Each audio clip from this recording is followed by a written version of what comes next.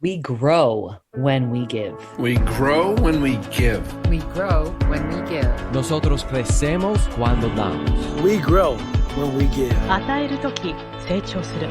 We grow when we give. Welcome to ROG, Return on Generosity. I'm your host, Shannon Cassidy. This podcast celebrates generosity at work, not financial giving valuable time, mutual respect, alternative perspectives, and genuine collaboration. Our special guest today is Michelle Angela Ortiz, a visual artist, community arts educator, and filmmaker who uses her art as a vehicle to represent people and communities whose histories are often lost or co-opted. Through community arts practices, painting, documentaries, and public art installations, she creates a safe space for dialogue around some of the most profound issues communities and individuals face. Michelle tells stories using richly crafted and emotive imagery to claim and transform spaces into a visual affirmation that reveals the strength and spirit of the community. For 20 years, Michelle has designed and created over 50 large-scale, and I mean large-scale, public works nationally and internationally. She has received countless awards and recognition for her talent, bravery, and leadership. What I appreciate most about you, Michelle, beyond your amazing talent, is your generous heart and courage. You see big problems and find creative ways to bring awareness and resolution. I am in awe. Welcome to ROG, Michelle. Thank you. Thank you for opening the space that we can, can share my story. And I'm really excited to be here as well. Good. Me too. So could you start with a little bit of your background? Sure. I am a child of immigrants, born and raised in South Philadelphia, near what is known as the oldest outdoor market in the United States. So there's a lot of hardworking immigrant families from many different places. And my mother is originally from a small town called Mompos in Colombia. So she left a small town to come to what feels like a small town in a big city in Philadelphia. And my father is originally from Ciales, Puerto Rico. And both of them, due to some of the difficulties around not having enough resources in their own home countries, like many families immigrated to the United States as a way of kind of changing that journey. And of course, for themselves and for their family once they started a family. So I grew up in a South Philly row home. For those that know Philly and the row homes, they're small and tight. And we had 7 people in our home, from my grandparents and my other siblings and my parents who were working all the time. And my experience, I speak to this around like my foundation as an artist, and it really began in art school. It really was about being in my neighborhood and seeing how we gathered together, how we celebrated together, how we struggled as well, right? And so how did we create moments of joy and love and support in the midst of those things? And my gravitation towards public art really came out of the fact that I didn't go to museums or galleries or as a child. Like I wasn't introduced to that until I was already like in high school, and I had amazing teachers who saw the potential and the talent that I had and wanted to receive scholarships to be able to like develop that talent.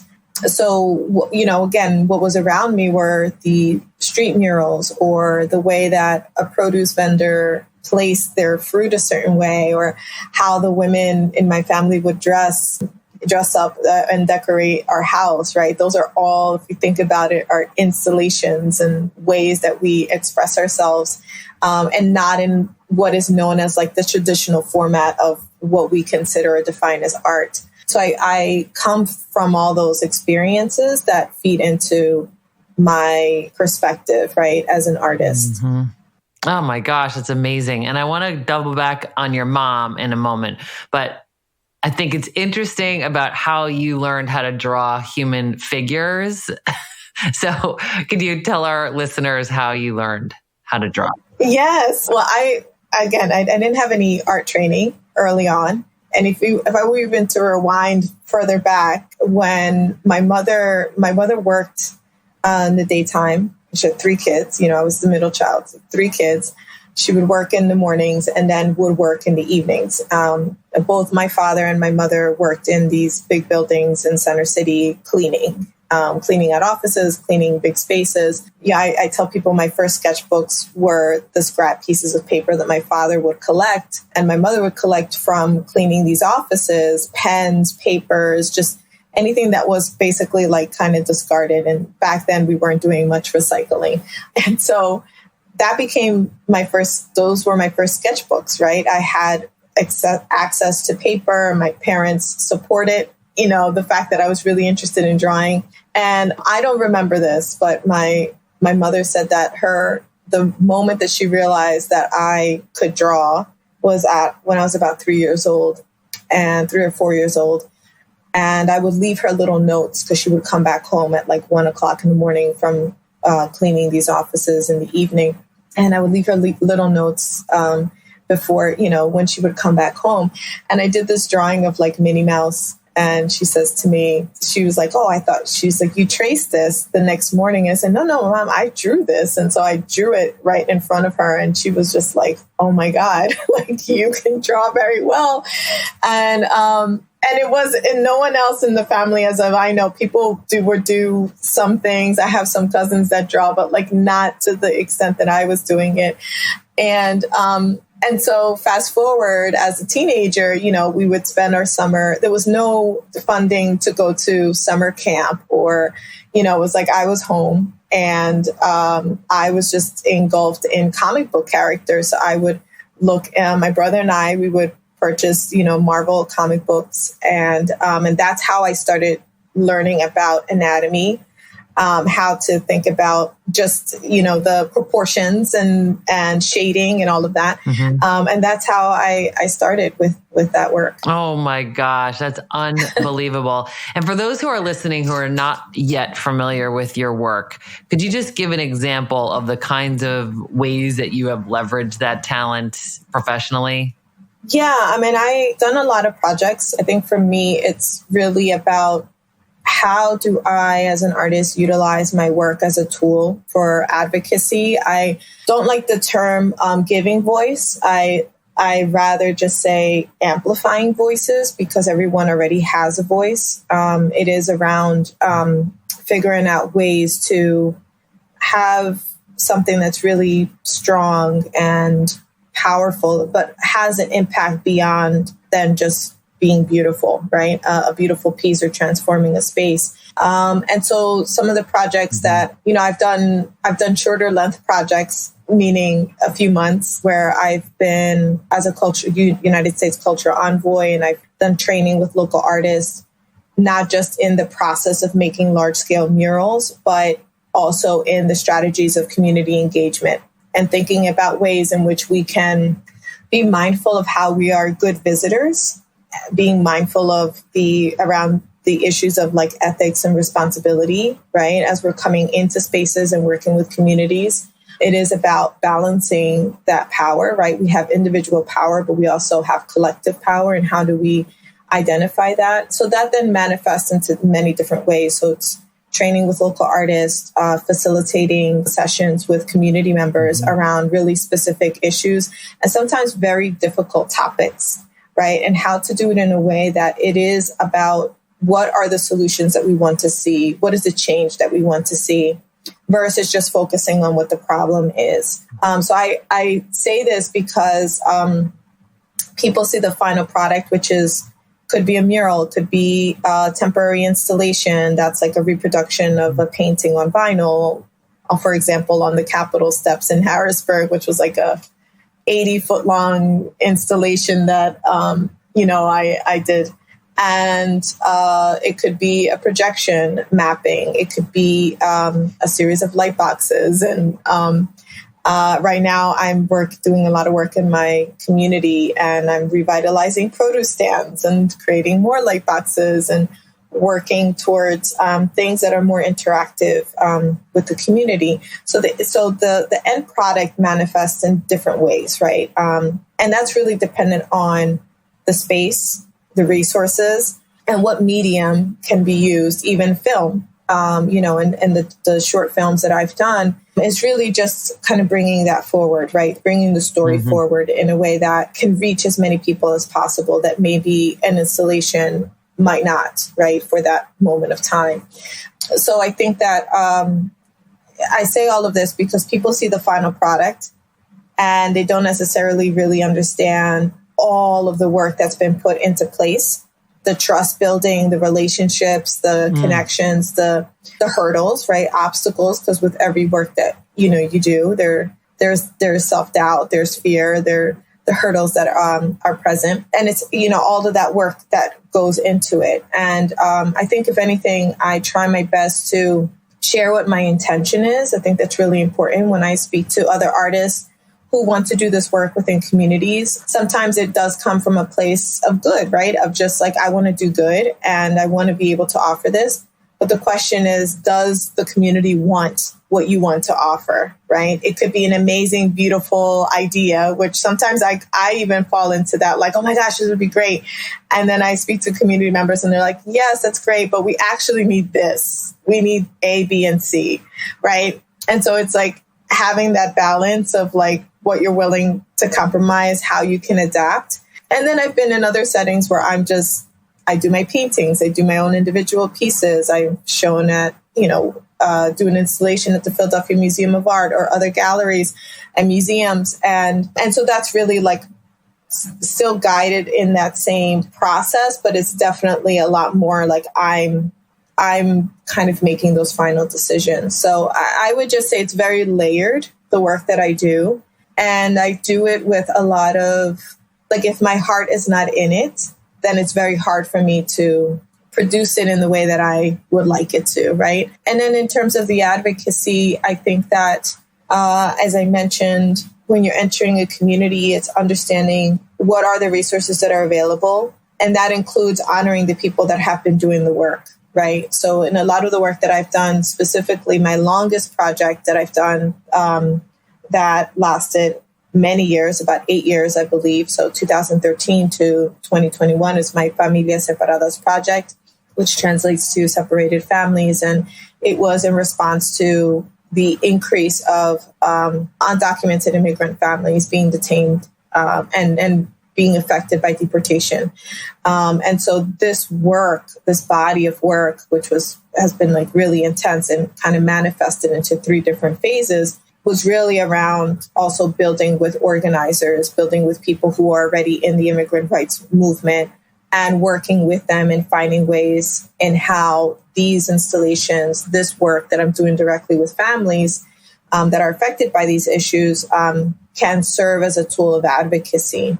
And I would say that I just kind of like took that step further. I had already been mindful of that in the work that I was doing, but learned so much from the organizers and the families who were fighting, for just the right to, seek safety and a better life for their families. So even just in terms of organizing strategies, and like when an installation would be unveiled, how would it coincide with, let's say, the elections, our governor elections, right? To bring more consciousness around this specific issue, how to do it in a way, for me personally, right, to bring the lens of the mother, the son, the daughter, the father, to have that connection, more human connection versus statistics or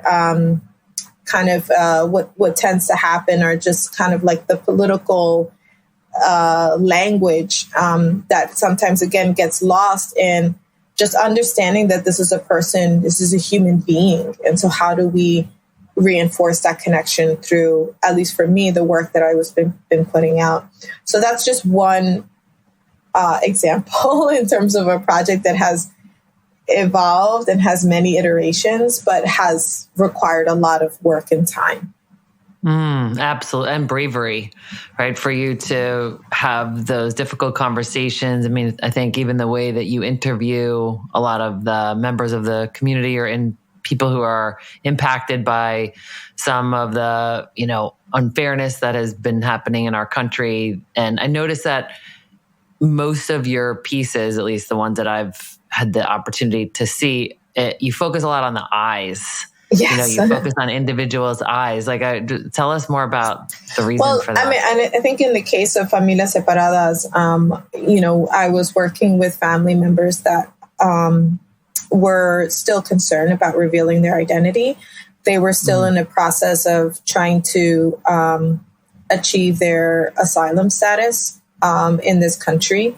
And I feel that what I was able to do in terms of focusing on the eyes and still having the presence of them in their work, in the work itself, was to still find ways to kind of still represent them. So that was one of the kind of like the strategies around that. I think that was also the other reason why I created the documentary Las Madres de Berks, which highlights the stories of 4 out of 14 mothers that were detained at the Berks County Residential Center, which was a family prison that detained families, that these 14 mothers, for example, and many other families with their children. The 14 mothers that I'm speaking about were detained for close to 2 years. And the 4 mothers that are featured in the film were the mothers that eventually were able to get out of the prison. One of them was deported back to El Salvador after being detained in this prison for 2 years with her son. And at the time, her son was 6 years old, and he had 2 suicide attempts while he was there. And that's just one out of many, many cases around human rights abuses and the issues that the families have dealt with during their time that they were there, and they fought. And I think if, when we talked earlier about like having the courage, I feel like the people who have the real courage are these mothers, are the community members, are the people that are out there just fighting, for just, again, basic human rights, their right to migrate, their right to provide a better life for their families. I know that this is like the same kind of phrase, but it's just so incredibly important. Even I was doing this work during a time where my son was just, a few years, like 3-4 years old. The children I saw at the prison were the same age as my child. And so I when I share with people that I had to, it was like about an hour, 30-minute drive from Philadelphia to Berks. And the drive was necessary because I needed to kind of center myself so that I can be present for the families. And then the drive back was also for me centering myself so I could be present for my son, right? Because when you see this injustice, when you see how families are being treated, and in the midst of all of that, these mothers were still finding ways to have their children feel safe and supported, and supporting one another, and having faith of, yes, Lorena, who was one of the mothers, would say, the next time I speak to you, I'm going to be out of here. And then it eventually did happen. And I just, like, the hairs on my arms are standing up because it was just so amazing to see that. And now she's here and she has her asylum status and her children are with her. So I think for me, that inspiration of bravery comes from really the families. Yeah. Mm-hmm. Absolutely. And it was 8 years in the making before it was actually closed, right? In January 23, the Berks County Immigration Detention Center closed. But as we have read and understand, like, the work is far from over. And I think, sometimes even individuals don't realize that this type of thing exists in our own backyard. We often think of immigration Absolutely. at the border, and we think of like Mexico. And so we think, here we are in the state of Pennsylvania, a state that you and I share in common, and that we have these facilities that have been imprisoning people for years, and the mistreatment. And so I think that advocacy like yours and the ways in which you've been so intentional about how you're leveraging your talent to tell a story, to bring awareness, to amplify voices. I just think it's really remarkable. I mean, I think in terms of Burks too, is that when we look at the Burks family prison, it was really meant as a model to replicate in other smaller counties in different states around the United States, right? And so, like you had mentioned, a lot of Pennsylvanians didn't even know. I mean, we do have immigrant detention centers still, but did not know even about Burks, and also that there were children that were being detained there. I think, too, is the fact that even though the center is closed, what we can look at now in terms of the work that the Shutdown Burks Coalition has done, which is the coalition is a number of different organizers, lawyers, allies that have formed and have continued to fight and work with the mothers in shutting down Burks, is a prime example of how organizing can work, right? And I think also with my documentary, Las Madres de Burks, which people can still access and still utilize as a tool. There's a facilitator's guide that's attached to that work, to the actual film that's bilingual. And I think it serves as an opportunity for people to not only just see how art can play a role in advocating, but the film itself centers the stories of the four mothers and them speaking in their own voice, not through a campaign, not through a lawyer, not through even myself, right? Having the mothers, I met with the mothers individually as they were released. And they were not all in Pennsylvania. So I was able to go visit them in these different, their different cities and follow up with them and have them share their stories. And I think for most of them, it was the first time for them to speak and share their stories. And how important it is for people to now see this documentary, see the work that was put into shutting down Burks as an example of what that collective power that I mentioned before can actually make a significant change. And so for other people around the nation or even globally, because we're also dealing with those border issues in other countries as well, I just invite them to come and see the work that we've done, as if they're dealing with the same issues of strategies and how they can do not just exactly the similar work, but find ways in what serves them in order to help them make some positive change within their communities. I love that. And we'll make sure that the link is in the show notes for those interested. But Michelle, how have you seen institutions, school districts, otherwise leveraging the documentary and the facilitator guides? Yeah. So as I mentioned, as an artist, I think for me, what I would say, the title artist is something that is just what I say that I am. But I think overall, I'm very much a storyteller. And so for me, it's, I understand what the power of the story is and can be, right? And sharing this point of view. And so what I have seen we did about, I want to say over 28 screenings in the state of Pennsylvania, I believe in 2019, so right before the pandemic hit. And that was universities, community centers, faith-based organizations. We had a mix of people that were on the fence around what it means to come into this country and didn't really fully understand the difficulties that a lot of families have faced. A kind of an audience who gets it and then not quite gets it, but is interested enough to come and to listen. And I'm really mindful of that because I respect the fact that somebody is wanting to hear these stories and wanting to know more and be educated around these issues.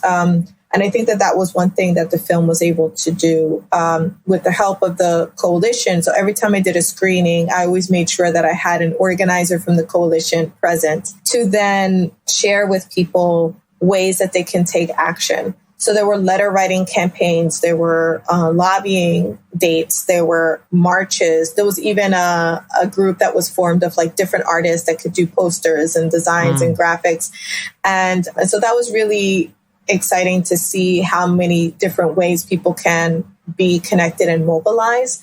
And so I feel that the film and even the installations that I did in Harrisburg in phase 2 of that. I think it was 2019, 2018, 19. My years get blurred. And was just really presenting these issues in a very different way. That was not a billboard. That was not another campaign. It was really around something that like caught people's interest, that took over a really physical public space, that made people kind of stop and question, like kind of the screenings are, people are making the intention to go and to see a screening, versus if you're walking to work and you happen to see a huge installation and you're like, what is this? There's another way of kind of engaging people in that way.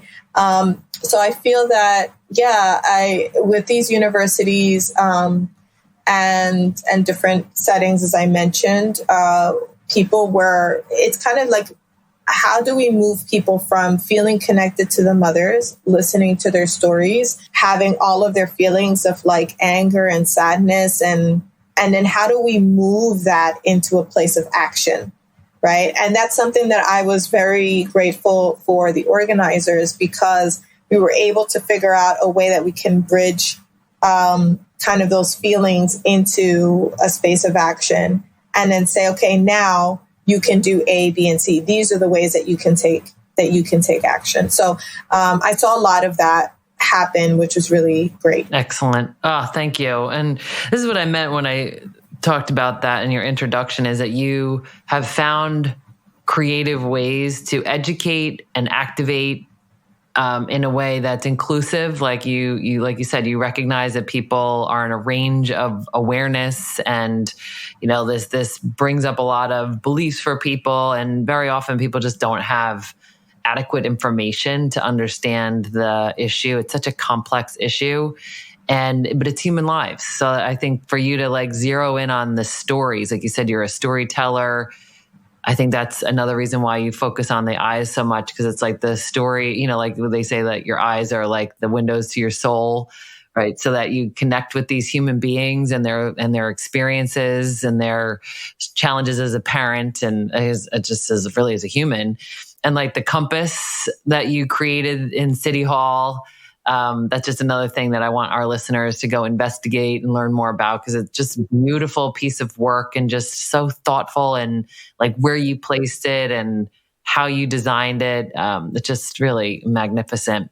So our episode is a part of our Hispanic Heritage Month, a month that we want to celebrate, amplify, learn about voices in the Hispanic Latino community. So I wanted to get your thoughts on what are some of the things that you think are important for people to know and respect about the Hispanic Latino community. Yeah, I mean, I think that, within the Latino community, and I wouldn't say specifically within the immigrant community, because that has been my experience as a child of immigrants, is that the narrative or the stories always gravitates to our labor, or how hardworking we are, how committed we are. And so I think what gets lost in the conversation is really around our spirit and our awareness. I feel, at least for me and the people that I know and I connect to the community, our awareness of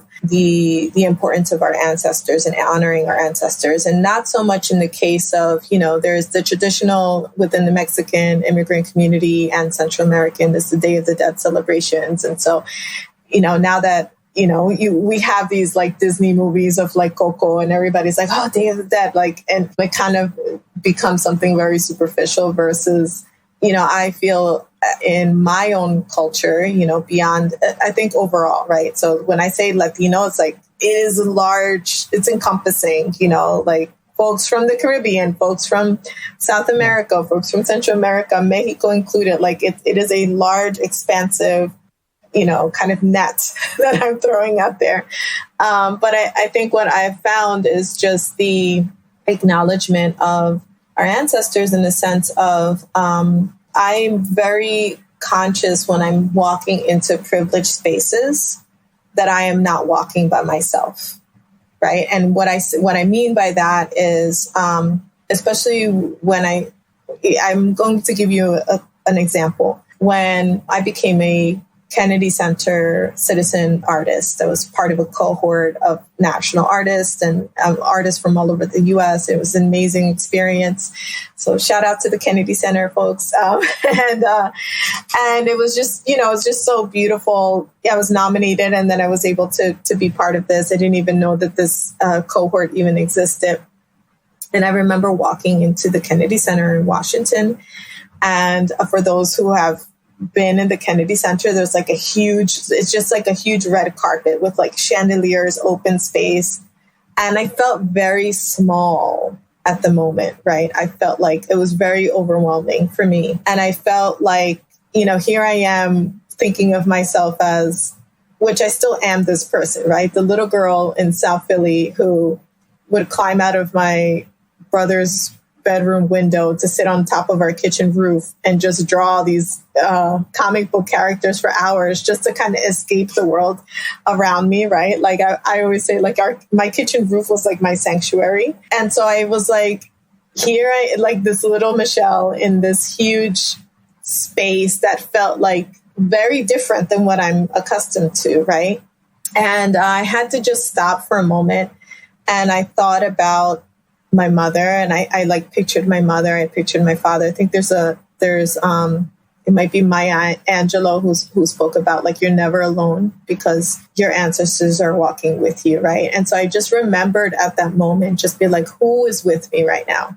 And so I'm taking these steps and I'm moving in this space, and it was very emotional for me too. Like I can speak to it now, but like I remember later sharing this with the cohort and just crying because I just think about the struggles, not just of my parents, but even of my grandparents. My grandmother was a single mother of 6 children, a woman of color in the Caribbean coastal region of Colombia. And in the 1940s, like incredibly hard stories, but even in the midst of that, still finding love and joy within that, right? And so I feel like when I am in these spaces, when I tend to feel small, is then I have to focus on who is with me, and just I can kind of like get back to my normal size and walk through, because it's not just, obviously I've learned how to work hard. I've also learned how to be grateful and value everything that I have around me and see people beyond than what we usually see them as, right? So walking into a space and knowing that that janitor, like my father, has a family and has someone who loves them, is someone that there's someone that he is working hard for, right? And the cook has learned ways to like prepare food in the same way that my mother did with my grandmother, right? So it's like having a kind of like a wider lens of what is around me and trying to be as present as I can, and the gratefulness of that, and also the responsibility of it. So when I think about honoring my ancestors, it's not just placing an altar, lighting a candle, saying a prayer. And it's through my actions. It's through understanding that, yeah, I have to step it up because I've had so many other people work hard and sacrifice, and there's no time to feel small. It is really a time of like moving forward and taking action. And so that's one of the things that I feel, at least within the network of people that I have, and or that identify as Latino, Latinx, Hispanic, there's that sensibility of that sacrifice and that like push that goes beyond ourselves. Yeah, I feel that that's something that I just want to honor within my culture, because it's been, I have my moments, and I do really get emotional, and it might seem very, I wouldn't say insignificant, but it's just like, oh, you're just walking through. And it's like, no, it's understanding what it took for me to even stand and be here. Right. And that is huge. Oh my gosh. So huge. I'm like so moved, and I'm feeling what it might have felt like for you. And just the way that you've described that for us just took us on a journey. So thank you for that. It's so beautiful. And I just love the things that you're talking about here about, working hard, being grateful that we're never alone, that we have responsibility. So it's like, yes, take in that gratitude and just, use it as fuel then to like be on a mission for how you're going to be the spirit for those who come, beyond us. And I just think that's such a beautiful way to talk about the culture, honoring your ancestors, being aware and reverent toward the spirit of those ancestors. And then one of the ways I wanted to double back on your mom is the piece that you created that was your mom, your grandmother, and your uncle.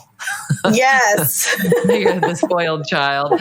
But the way that you described your mom's piece of art, you called it full of light and struggle. Yes. And I just thought that duality of just like, it's like a human duality, but the way that you like labeled her art, that, I wanted to just hear a little bit about the light and struggle. Yeah. Well, my mom, she, as I mentioned, she was one of 6 children.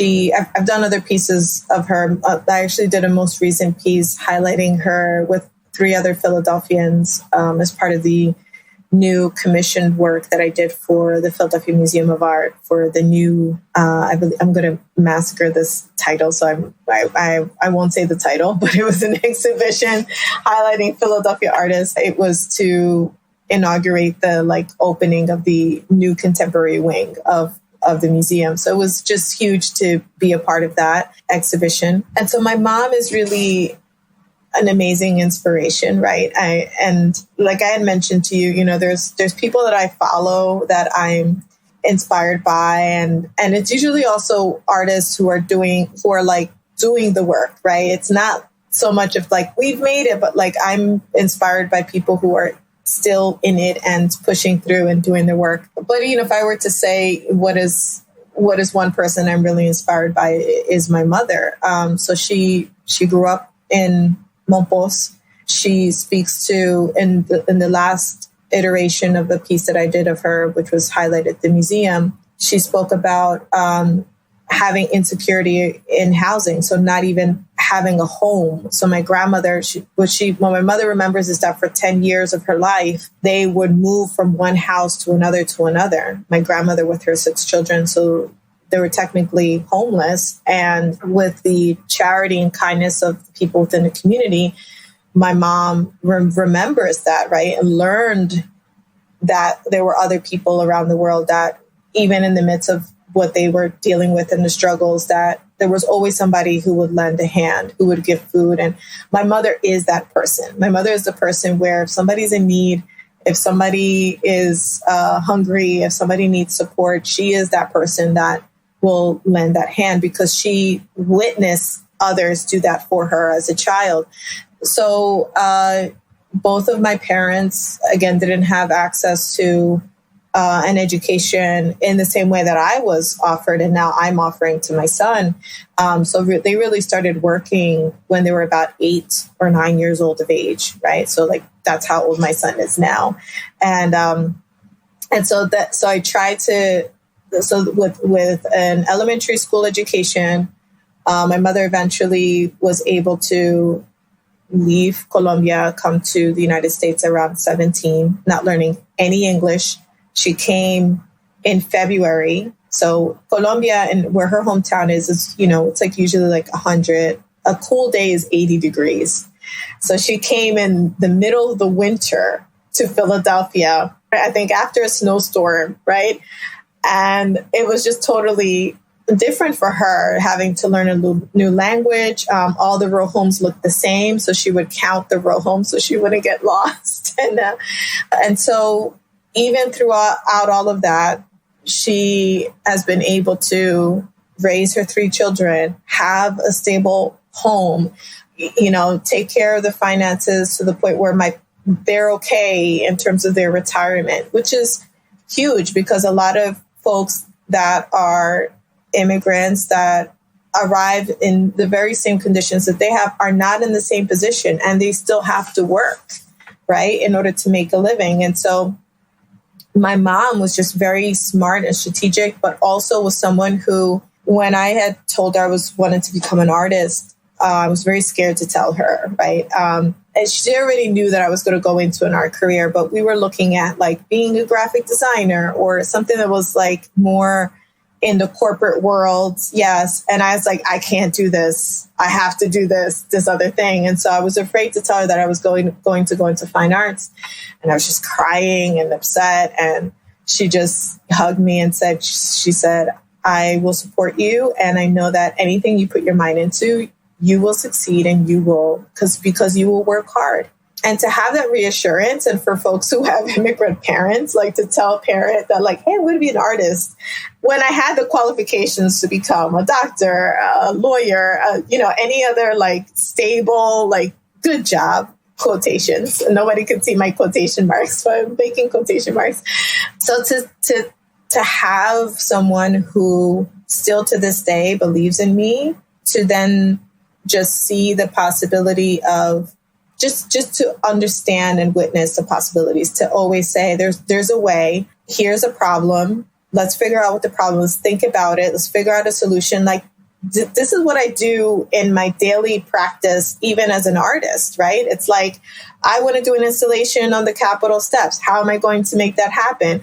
I need to find ways to create some unity within my community, right? And through my Our Market project. And so there's different personalities, different, and so how do I do that? How do I connect with people, right?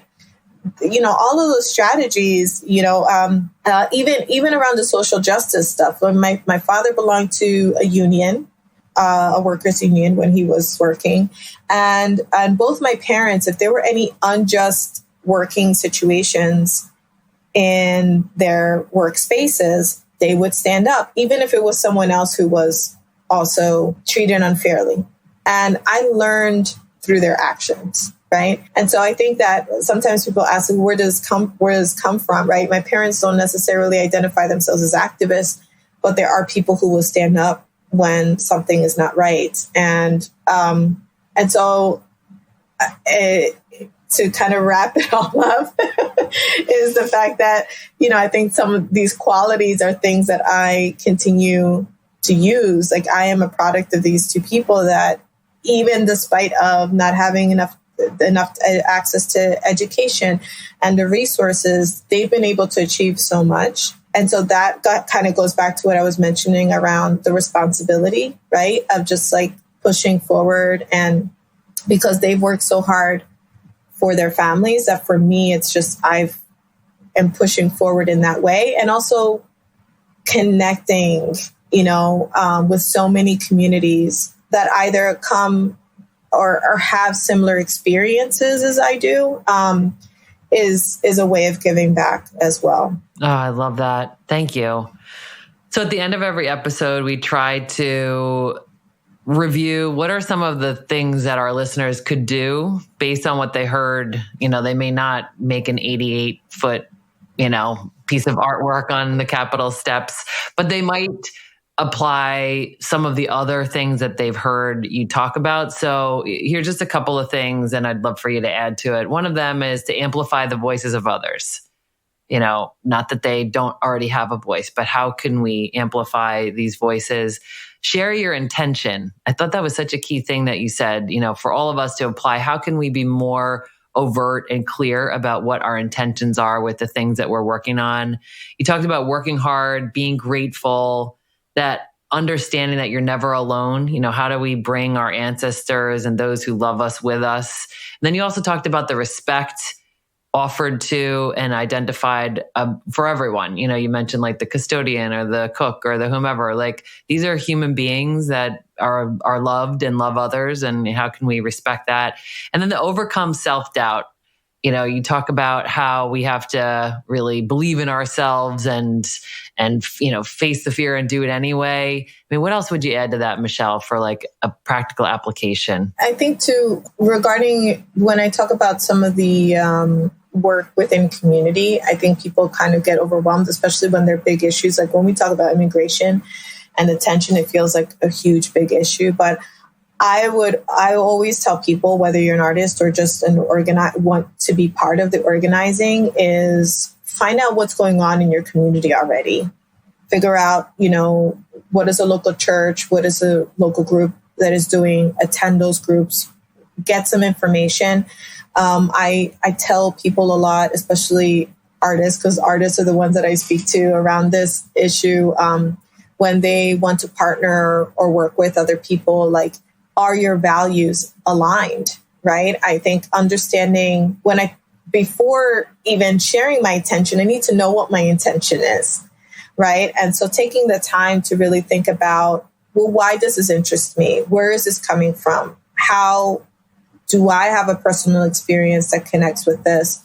Or is this something that I just want to learn more about, right? The example that I give is, I am a child of immigrants. I am not undocumented. I am not a mom. I'm not. I don't have the same experience as the mothers who were undocumented asylum seekers that were detained in the prison. So I'm very conscious also of my own privileges, of my own positioning. And that's really, really important, because we need to also, people are rushed to take action, when really what we need to do is to listen, is to gather information, is to ask questions, and really find, okay, what is within my toolkits, right? So yes, not doing an 80-foot long installation, but what are your skill sets? What are the things that you can do? If you're a retired teacher, how can you give access, let's say sharing literacy skills for our new Americans, right? Are there ways that, navigating, I know artists, for example, that was sharing ways that refugee families can navigate the city, how to take the bus, how to grab get a pass. Some of these really basic skills, which are not always accessible, right? And so I just say, do not be overwhelmed, and think about the ways in which you can take action. I think for folks that are in a position of resources, right? Beyond than just donating, right? I think another huge thing is around what you're doing right now. Are there speaker series? Are there ways that you can invite people to share their stories? Are there ways that you can support a fundraising event? And even with artists, whether it is the artists that are dealing with specific social change issues, right? How do you not only just provide a forum, but share their work, right? I think that it's a small but very impactful action is sharing someone's account and saying, follow them, listen to this person, or check out this work that I encountered. It's huge, because I think that some people just, again, equate helping as here's a donation, but there's so many other actions that can be taken into place that can still have a huge impact on that person. So start where you are is where I would want to leave people with. Oh, beautiful. Thank you. So encouraging, practical, and helpful. So as you have closed your TED Talk titled Amplifying Voices of Families in Detention, I honor you. Thank you so much. Thank you. Thank you, Shannon, for opening the space. And thank you to everyone that's listening to us too. Thanks for listening to ROG, Return on Generosity Podcast. Please help us grow by subscribing and reviewing us on your favorite podcast player. And for more information, visit bridgebetween.com. We grow when we give. 우리는 나누면서 성숙합니다. We grow when we give. On rayonne quand on donne. We grow when we give.